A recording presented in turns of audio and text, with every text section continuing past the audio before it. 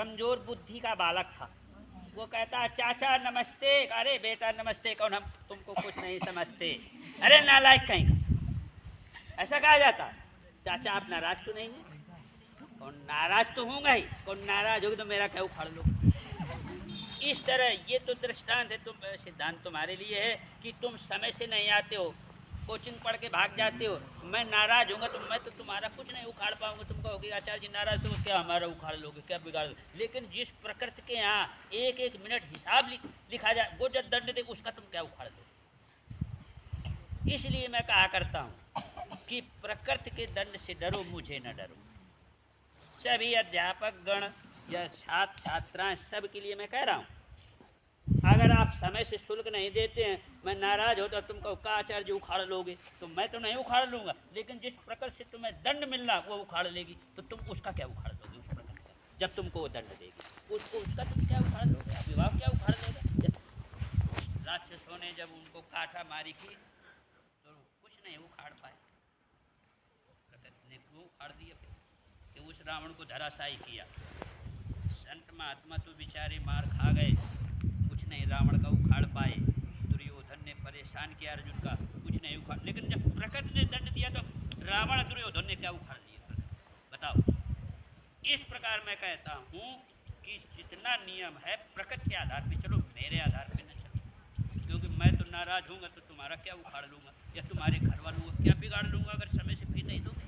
लेकिन प्रकृति के यहाँ हिसाब लिखा जाए।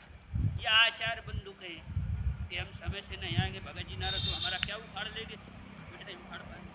या पाँच लोग नहीं आते हैं, जैसे मैं नाराज हूँ क्या उखाड़ लूँगा, लेकिन प्रकृति उखाड़ देगी। उसमें फिर आचार्य लोग क्या करेंगे। मैं ये पूछता हूँ, तुम्हारे लिए भी है, आचार्य बंधुओं के लिए भी है। तो मैं तो भाई प्रकृति के हिसाब से चलता हूँ, इसीलिए मैं किसी का वेतन नहीं काटता हूँ। क्यों, मैं जानता हूँ कि प्रकृति के यहाँ से काटूंगा तो मेरा भी हिसाब तो लिखा जाएगा। आचार्य लोग नाराज हो जाएंगे, बस मेरा क्या उखाड़ लेंगे जब वेतन काटूंगा। लेकिन प्रकृति के यहाँ से जब दंड मेरे लिए आएगा तो मैं क्या प्रकृति का उखाड़ बोली। मैं तो प्रकृति के हिसाब से। तो आप लोग समझदार हैं, अपने घर वालों को समझाइए कि समय से फी नहीं देंगे तो आचार्य जी नाराज होंगे। तो आचार्य जी तुम्हारा तो कुछ नहीं बिगाड़ पाएंगे, माता पिता से कहो। लेकिन प्रकृति जब दंड देगी तब जो तुम क्या करोगे, तुम प्रकृति का क्या उखाड़ लोगे, ये कहो। एक एक मिनट का हिसाब वहां लिखा जाता है, फिर क्या करोगे। मैं ये तुमसे पूछता हूँ, इसका जवाब दो। बिना ड्रेस के आ रहे हो, मैं नाराज होता हूँ, तुम्हारा कुछ नहीं बिगाड़ पाता हूँ।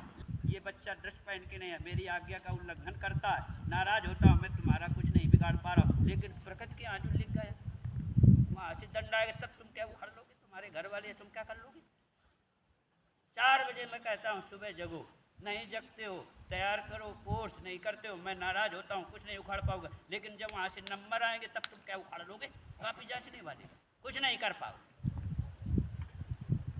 तो प्रकृति को डरो, तुमसे बस कुछ नहीं तुम्हारा बिगाड़ पाऊंगा। लेकिन जब वहाँ बोर्ड परीक्षा में फेल होगे या कम % नंबर आएंगे, तुम क्या उखाड़ लोगे भैया उसका, या तुम्हारे घर वाले क्या कर लेंगे उसका आप ही चेक करने वाले। कुछ यहाँ मेरा हिसाब नहीं लिखा जा रहा, सबका हिसाब लिखा जा रहा है। वहाँ कहते हैं लोग कि मेरी मालिक की दुकान में सबका जीवन खाता। जैसे दुकानदार के यहाँ खाता है आपका, वो लिखता है कि आपने इतने का सामान ले गए, इतना रुपये आपसे लेना, ऐसे प्रकृति के विधान में भी लिखा है। इसीलिए कथाएँ सुनाई जाती हैं कि जब रावण के यहाँ, जिसके यहाँ मेघ पानी भरते थे, पवन झाड़ू लगा वो भी धराशायी हो गया, प्रकृति का कुछ नहीं कर पाए। तो हम तुम तो साधारण हैं, हम क्या करते हैं, हम प्रकृति का क्या करते हैं। दुर्योधन है, कितने बड़े बलशाली थे, कौरवों को बहुत परेशान किया, कौरव नाराज रहे लेकिन कुछ नहीं कर पाए दुर्योधन का।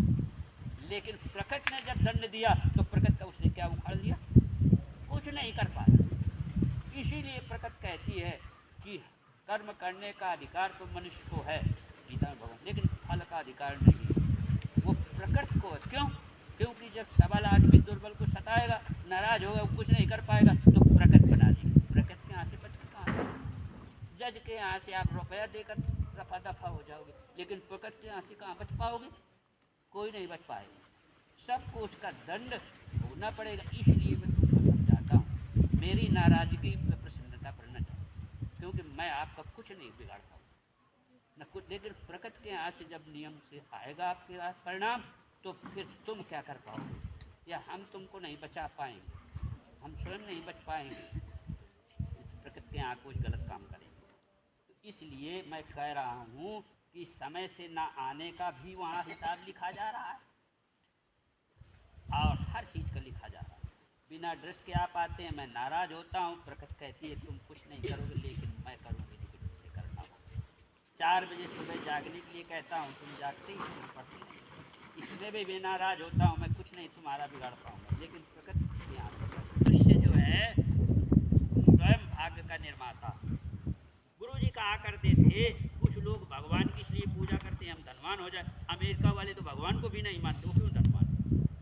इसका संबंध नहीं है, इसमें तो परिश्रम का संबंध है, धन में सम्मान में, इसमें परमात्मा के यहाँ से कुछ नहीं। परमात्मा के यहाँ तो भक्ति इसलिए लोग करते हैं कि हमें सुख शांति मिले, इसलिए। बाकी तुम कहो वहाँ से हम कर्म न करें, भगवान की पूजा करें, पाठ करें तो हम धनवान हो जाएंगे, कुछ नहीं होगा। अमेरिका के लोग भगवान को नहीं मानते, कहे धनवान। तो अपने बल से जो भी तुम परिश्रम करोगे, परिश्रम से पढ़ोगे, तो तुम धनवान बन जाओगे, सम्मानीय पद मिलेगा आपको। यदि तुम केवल भगवान को मानोगे, भगवान के हिसाब से कर्तव्य नहीं करोगे, तो भगवान कहते हैं हम क्या करेंगे, कुछ नहीं कर पाएंगे। जैसा जिसने कर्म किया है उसके आधार पर उसको मिला। बहुत से लोग कह देते हैं कि वो अगले जन्म का कुछ नहीं। मैंने कहा ये बालक